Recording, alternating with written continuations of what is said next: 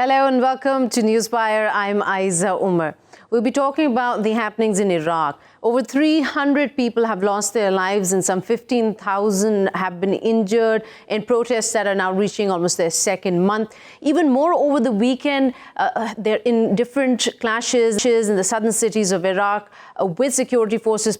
More protesters have lost their lives. The Iraqi government, however, continues to use heavy-handedness to quell these demonstrations. And in the midst of this chaos in Iraq, the United States Vice President Mike Pence makes an unannounced visit to Al-Assad Air Base to extend what he says is gratitude to the men and women serving there. Now, Mr. Pence also spoke on the phone with the Iraqi Prime Minister, Mr. Adel Abdul Mahdi, and he met with the president of the Autonomous Kurdistan region in Erbil. Now, with that having taken place, the U.S., like the UN, has urged the Iraqi government to hold early elections to stop the violence against protesters.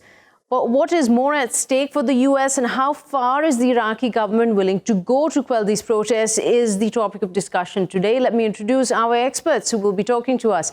Mr. Mohammed Hussein is an analyst and also the policy director at Iraqi Center for Policy Analysis and Research, an independent research center.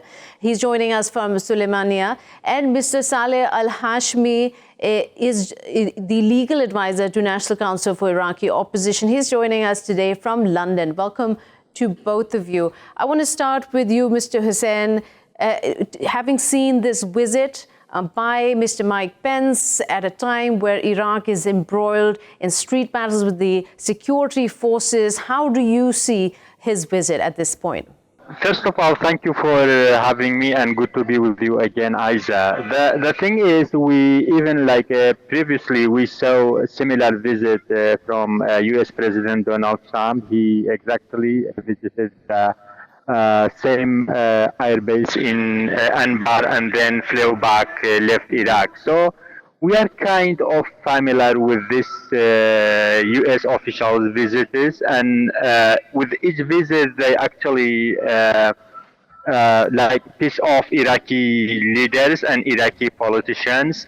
I do see it within the same trend that Donald Trump used it last time. So they mostly use security pretexts in Baghdad and security reasons for not normally visiting Iraqi leadership in Baghdad, and they use the excuses like not having a stable situation in Baghdad and not having just a normal security arrangement in Baghdad, which is not believable by Iraqi politicians and mostly Iraqi people and public. But we are kind of familiar with this kind of visit, and it shows the relationship between Iraq and the United States is still not a balanced and normal relationship. And this kind of relationship is actually one of the reasons that pissed off Iraqi people, and that's one of the reasons that brought Iraqi people to streets and protesting against everything related to the current political regime we have in Baghdad. Mm-hmm. So, one of the key reasons that took Iraqi protesters to streets is having imbalanced relations with Iran, with the United States, and even sometimes other neighboring countries and regional and global powers. So you're talking about how this reflects on the disbalance in Iraq and U.S. relationship, this unannounced style of visit, something that President Trump also did last December. He unannounced met the U.S. troop station in Iraq. Mr. Hashmi, if you could comment on this, how did the political leadership take Mr. Pence's visit this time round? Well, thank you very much again for having me. And I would like to first say that any visit that is unannounced to a sovereign country does not make it any less breach of its own sovereignty. And therefore, every time an American official, one, of course, with the status of a vice president like Mr. Pence, visits Iraq without prior informing the Iraqi authorities of their visit, has been claimed as a breach of sovereignty, and that is clear and unequivocal. Now, in terms of what Mr. Pence did in the west of the country, the American base, where American troops are based at the moment. He merely made a phone call to Prime Minister Adel Abdel Mahdi. What this indicates is that there is a lack of appreciation and a lack of approval of what the government is doing against the demonstrators. But it doesn't go as far as being a total rejection of what they're doing, which is somewhat disappointing given the fact that the Americans have always proclaimed being the defenders of human rights and the freedom around the world. Now, in that respect, they ought to have condemned in the strongest terms the killing and injuring of unarmed civilians on the streets of Baghdad and southern Iraq. They did not do that, but there was a lack of approval in terms of a mere phone call and not even an invitation for the Prime Minister to visit the American base in order to meet with the Vice President. Now, on the other hand, in terms of the Kurdish part of the visit, now there is an improvement, it seems like, and there is a support for the Kurdish autonomous region. It's no secret that the Kurdish region has been always allied themselves with the Americans since the invasion of 2003. This reinforces this fact, and Mr. Pence has, in not so many words, because there has been no leaks of what happened between him and the president of the autonomous region, but the mere visit, the meeting, and the discussion means that we are allies, and we will continue to do so, at least for the moment, because the Americans have always been known to have turned their backs on their allies before. Syria, the Kurds in Syria is a prime example. So I think what has meant here is, first of all, it is, of course, a visit to the American troops in the primary terms. Secondly, in terms of the Iraqi government, it is a lack of approval or a mere disapproval of what's going on the streets of Baghdad by the security forces. But in terms of the Kurds, it is a reinforcement of their relationship with the Americans, and that they do have and they do share common interests. And I think it also tips the balance in terms of the Kurdish autonomous region with its dispute with Baghdad government in terms of the sales of the Iraqi oil and, of course, the autonomous region's share from Iraq's wealth in the budget. That's a really interesting point here, Mr. Hussein. To take this discussion a little further, while Mr. Pence didn't deem appropriate or didn't have the time to meet Mr. Mahdi, yet at the same time met with the Kurdish side, it kind of reinforces where they stand. But in reflection to what has just been one of the biggest leaks in Iran intelligentsia, the Iran leak cables that go to show how the Iranians have a bigger sway, especially on information gathering in Iraq. How do you see this? U.S. is present at this time. Is this a sign of their insecurities coming across, them trying to reinforce their presence, their bonds with the Iraqi government? I do see the Iranian intelligence influence in Iraq, like since mid-2000s, like just after the regime change happened in Iraq in 2003. I don't see it as something new that could be worrying for American officials. I don't think that the leadership in Iraq is in the position to use their alliance with the U.S. administration just to get more leverage in Iraq, just to get something to improve their autonomous region's position in Iraq. They are in negotiation on some budget and oil issues they have within Baghdad, and they are quite enjoying very good relationship with Adel Abdel Mahdi's government in Baghdad. Now, I think this is not the case. Even if the Americans will try to use this gap between Erbil and Baghdad, but I don't think the Kurdish officials, after the 2017 experiences, after the ill-fated referendum they tried in 2017, I don't think they will try to get benefits from their relations with Americans in order to pressure Baghdad and Adel Abdel Mahdi's government. What I see is actually different. They try all what they can just to keep the government in Baghdad and just to keep the good relation they have with Iraqi leadership, because that's what they are benefiting So they didn't get the American support when they tried with their ill-fated referendum in 2017. The thing is, U.S. administrations always undermine the sovereignty of the state. They always fail considering Iraqi leadership in Baghdad as the Iraqis want and as the Iraqi people's belief. Why it happened is this is another. Right. Okay, so hold that thought. Mr. Hashmi, let me come to you. Let's talk about the protesters. The security forces, Iraqi security forces, have opened live fire. There have been more deaths. 6 more people have been killed in the past 48 hours in Iraq in various protests across the country. There are also protesters who are calling traitors the people, the tribal leaders who met with the government to come up with a solution. Tell us a little about why the protesters are calling them traitors.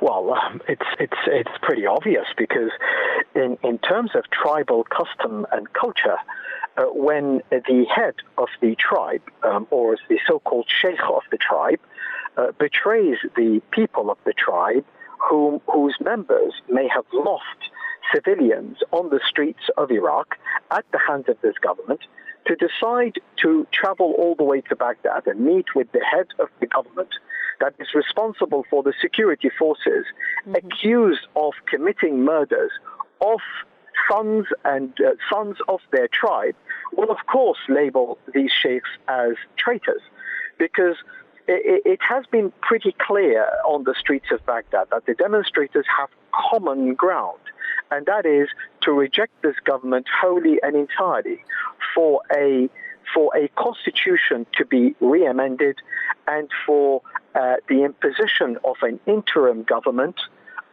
in order to pave the way for free, independent elections under a new elections law, hopefully supervised by a third independent party, mainly probably the United Nations, or else a guarantor from the major powers around the world who have friendly relations with Iraq.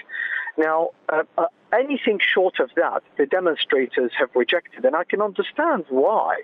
Because, you see, what has happened since 2003 is the creation of a flawed system. To begin with, the constitution was not entirely approved of by way of a consensus by the Iraqi people. However, the Iraqi people were led, or their representative at the time, a large proportion of them, were led to believe that the constitution can be somehow amended to what they like. But in this interim period, let us agree on on the form of the constitution that exists today. What happened was that the paragraph which alludes to an amendment or permission to amend the constitution expired after 6 months from its initial approval or agreement. And therefore, the Iraqi people found themselves stuck with this constitution that they do not approve of, and accuse the constitution of creating this imbalance in power and creating all of the problems that Iraq has suffered from since 2005. So the source of the problem, essentially is the constitution. We're running out of time, so I'm going to rush you through this, Mr. Hussein. The amendments to the constitution that are badly needed in order for the government system to be on track, according to the demands of the protesters, how realistic is that for happening while Prime Minister al-Mahdi is there? It's true that part of the protesters are actually asking to change the constitution or amending the constitution. This is understandable, but actually the problem is not there. If this constitution could have been implemented properly, we could not have much of the problems that Iraqi people are suffering with nowadays. The problem is with the ruling class, that have run Iraq since 2003. These people have failed in touching anything they touched in the past 15 years. So with the best constitution on this planet, they cannot do much better. So the thing is, many things have to be changed in order to have a better and more functional governance. Essentially, Mr. Hussain, wouldn't you say the first would be that the government would have to change, the ruling class that you pointed out? The biggest issue is the corruption charges against them and the inefficiency, the deplorable economy. In fact, in the first week of these protests, a report reportedly $6 billion of losses took place because the vital port Qasr was blocked. And this is from where main grain, oils and sugar come from. The kind of burden the Iraqi economy is facing as a result of these protests and the stubbornness of the government, how long can they afford to go on like this? Well, of course, this protest is cost Iraq a lot, damaging Iraqi economy terribly, and even damaging people's daily life in Baghdad and Basra, Diwania, and the other city centers. But what should the protesters do? There is no way they can go home without achieving at least part of their demands, and we haven't seen any actual initiation from the ruling class to meet the protesters' demand. They haven't done anything to persuade the protesters, just to give them another chance to reform what needs to be reformed. I mean, yes, that's true. That's unfortunate that we can't see all these damages to Iraqi people, Iraqi properties, Iraqi economy, and even in the major oil fields and in the Iraq's only port in Basra, we can see protesters and arrests stopping normal people's normal life. But there is no way to handle this. The damage continues in all sectors, not just on the people. People's lives are being lost. People are being disappeared by security forces. So the list goes on. We've run out of time here. Mr. Mohammed Hussein and, of course, Mr. Salah Al Hashami, thank you so much for joining us. We'll take a quick short break here. We'll be right back with an update on a story developing here in Pakistan.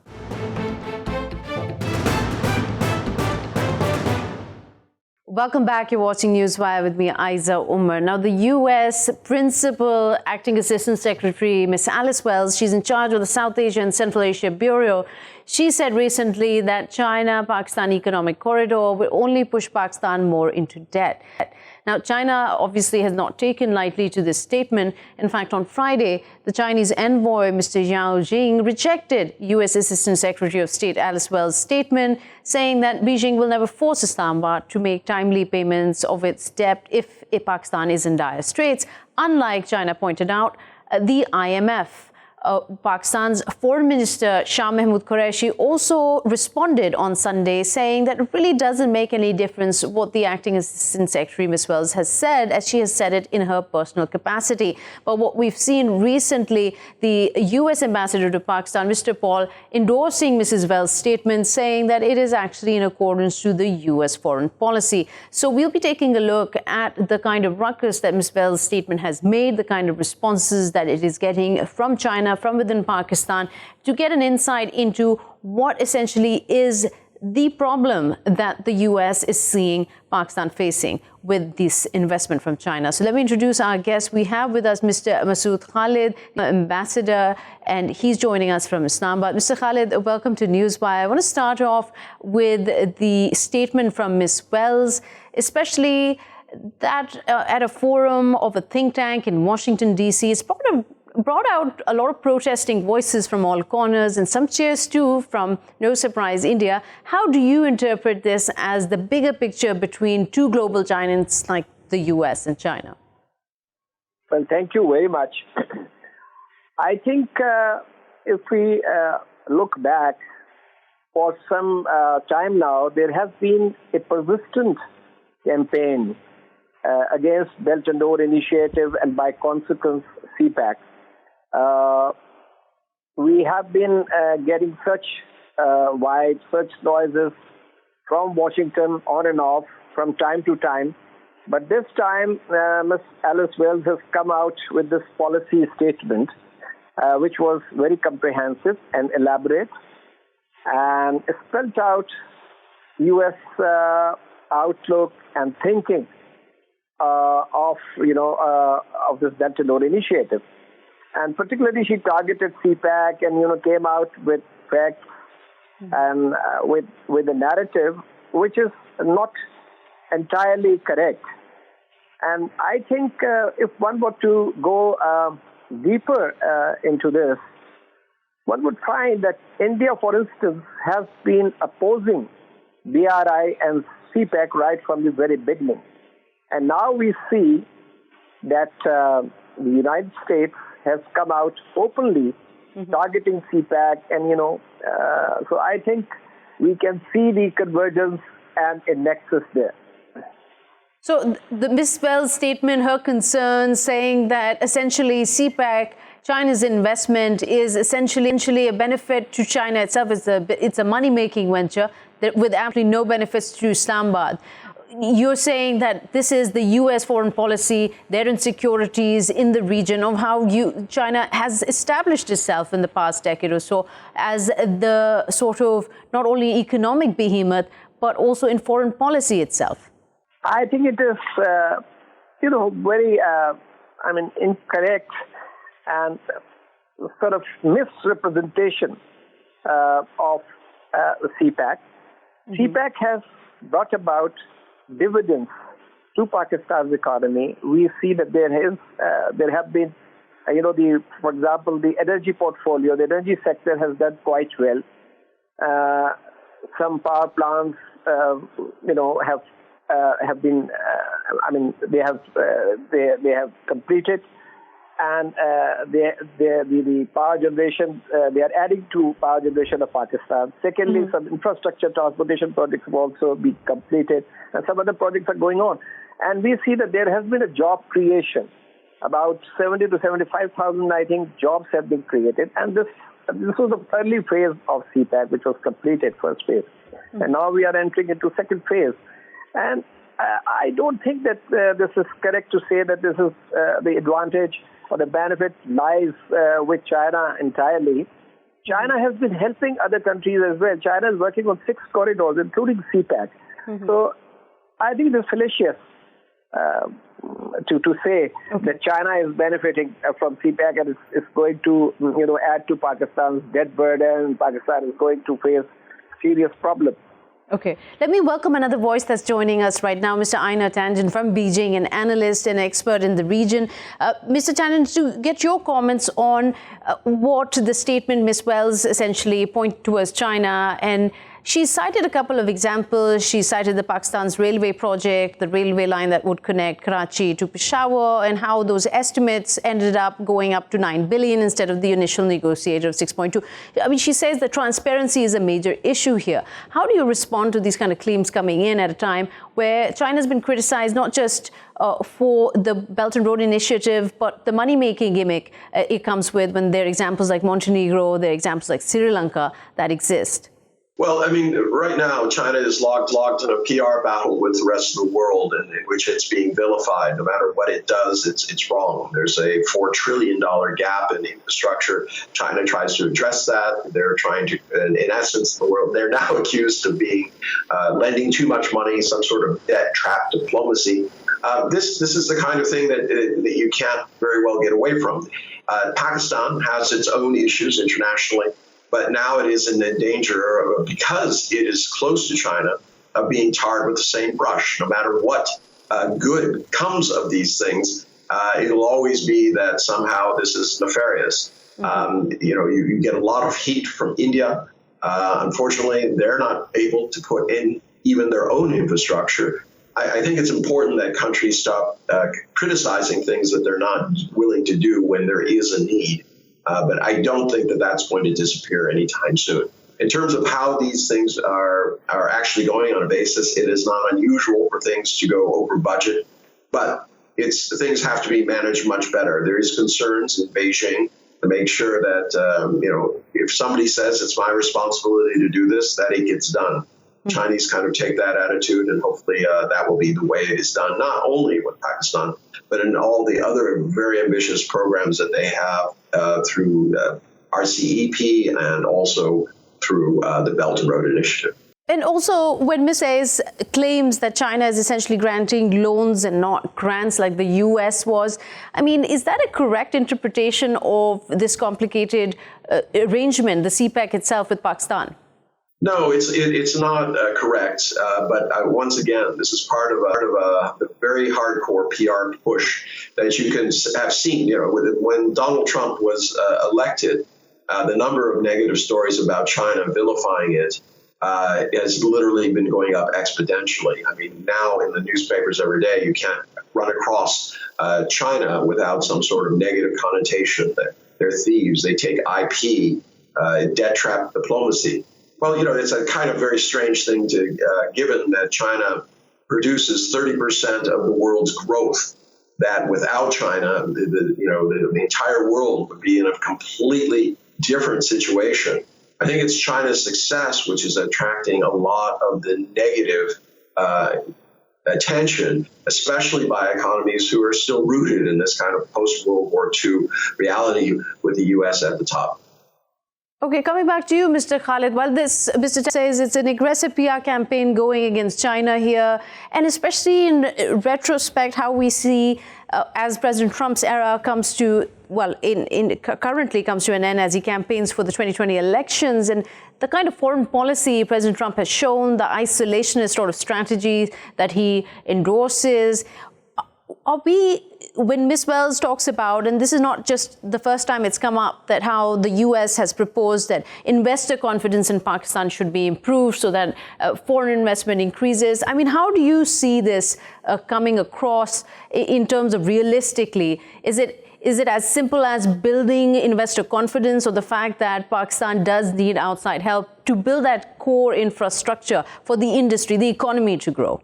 Well, first of all, I would like to say that since President Trump came into power, we have seen that the U.S. foreign policy has been incoherent and inconsistent. With the exception of their tirade against China, their policy papers describe China as a revisionist power and as a strategic competitor.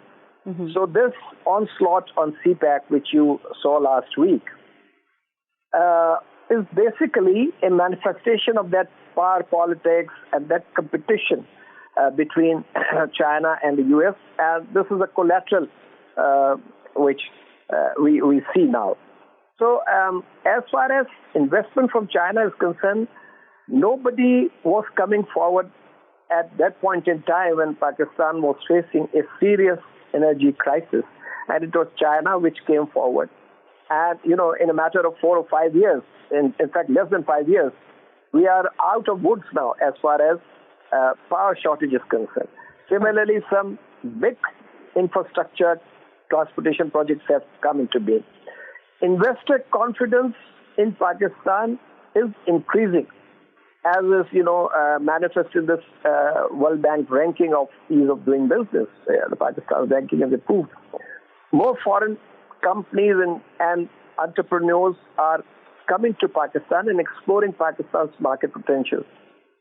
Well, the United States is more than welcome to come here. As far as debt trap is concerned, I'm sure that you have seen the figures which have been given by the government here, by the Minister for Planning and others, that the Chinese debt constitutes only 6 to 7%, I think 6% of the overall debt portfolio of Pakistan. So the statement of Ms. Alice Wells was not based on facts or was based on exaggeration. But Mr. Khalid also addressed the issue where India, where the US has continuously pushed the narrative that there is a military threat from this Belt and Road Initiative to India when it goes through Pakistan. Our relationship, the history of our relationship with India does not need elaboration on my part. But the point is that if Pakistan is trying to develop itself and develop its economy, and there is a partner, there is a friend which is a time-tested friend and has come forward to help Pakistan, what is so bad? Pakistan is trying to develop its economy. Pakistan is trying to improve its infrastructure. So more we do it, more investment will come, more investor confidence will be there. So I think this is not a threat to anyone. CPEC, in fact, is not a threat to any country.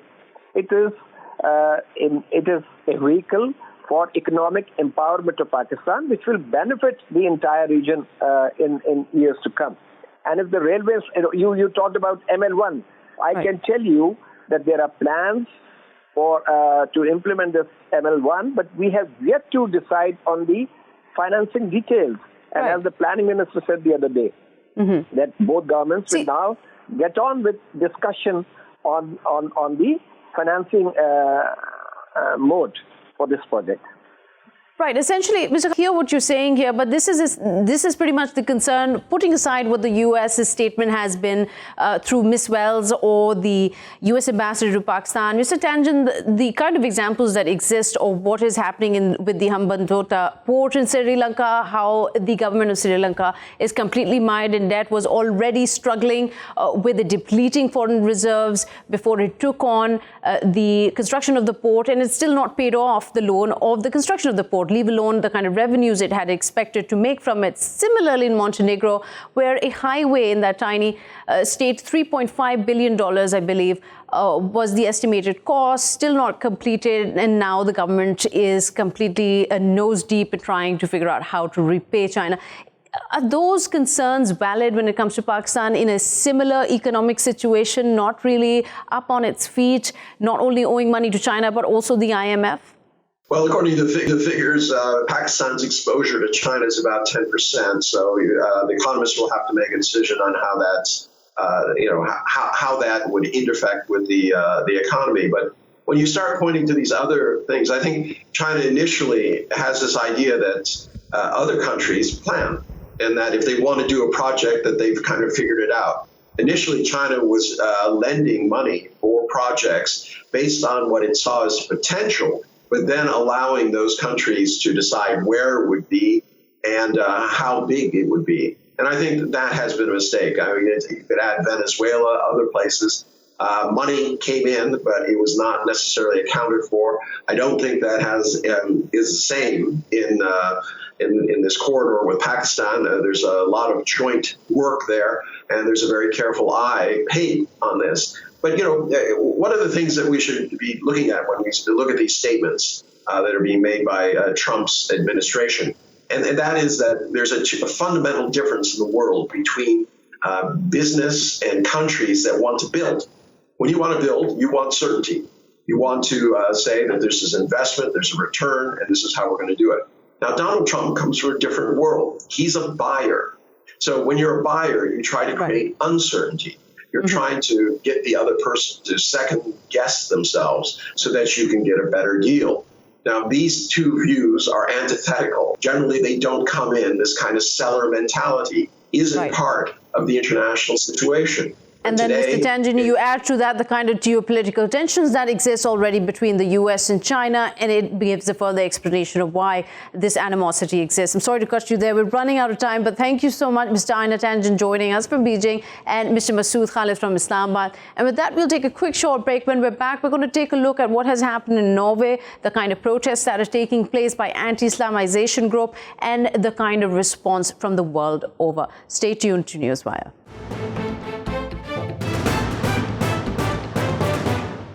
Welcome back. You're watching Newswire. Now, an anti-Islam rally in Norway, it turned violent after a leader of an anti-Islamization group set a copy of the Holy Quran on fire during a demonstration.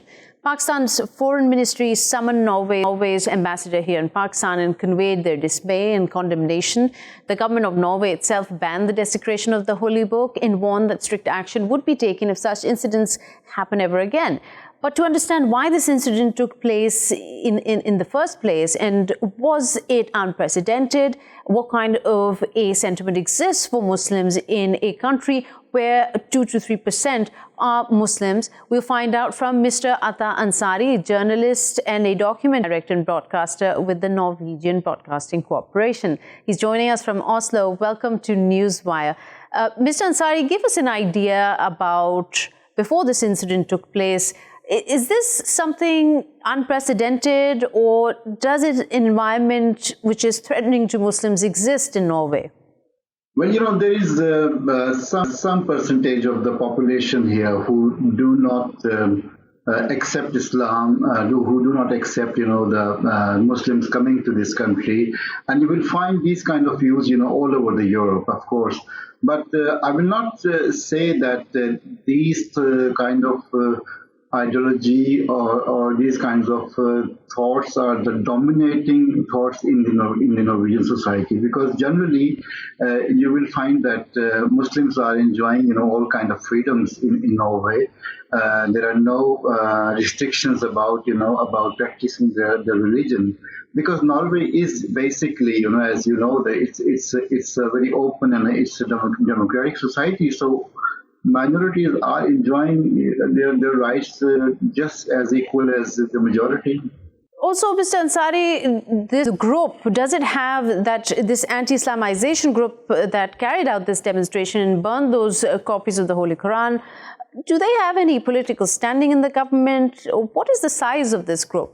Size of this group is very small. Maybe they have 1,000 or 2,000 members. We don't know. Very often, they make these demonstrations. They do symbolically, things when they arrange these demonstrations, like burning Quran, or maybe throwing the Quran in a dustbin, or just go out and So you're saying they don't have a significant following, they don't have a lot of supporters out on the street, like this demonstration also that took place. What kind of crowd had they gathered of supporters? Give us an idea of the numbers. The crowd is often not more than 50 people or something like that, and then you have those who want to demonstrate against them. That group is very often larger, and then you have the police and then media. So these are actually very few people, who create this. I will call it a show. They want to provoke, and they want to be part. They want to just come into the news and things like that. Right. And of course, their ideas. They're very committed to their ideas. They're very committed to their ideology, and their hate for the Islam. Their hate for the Muslims. Migration from the Muslims countries is very genuine and very real, and because they have ideal persons like Breivik, who had killed so many people in Norway a few years back. So some people may be, afraid of them, because if they can gain power, if they get power, and they can be weaponized, so maybe they can do bad things to people. So there is a fear among Muslims, you can say that, but I will not exaggerate that fear, because most of the people in Norway are very peaceful and peace-loving people. So I will say that this is a small group. They are trying to provoke, and they're trying to, get the headlines. They are trying to create more hate against Muslims. Thank you so much. Joining from Oslo, journalist Atta Ansari, giving us an insight into what actually is the situation in Norway for Muslims, and this kind of demonstration that took place where the holy book was burned, that how unprecedented it was in an environment that is known for its freedom and protection of all religions. And with that, we've come to the end of the program. We will see you tomorrow with new stories and analysis. Till then, goodbye.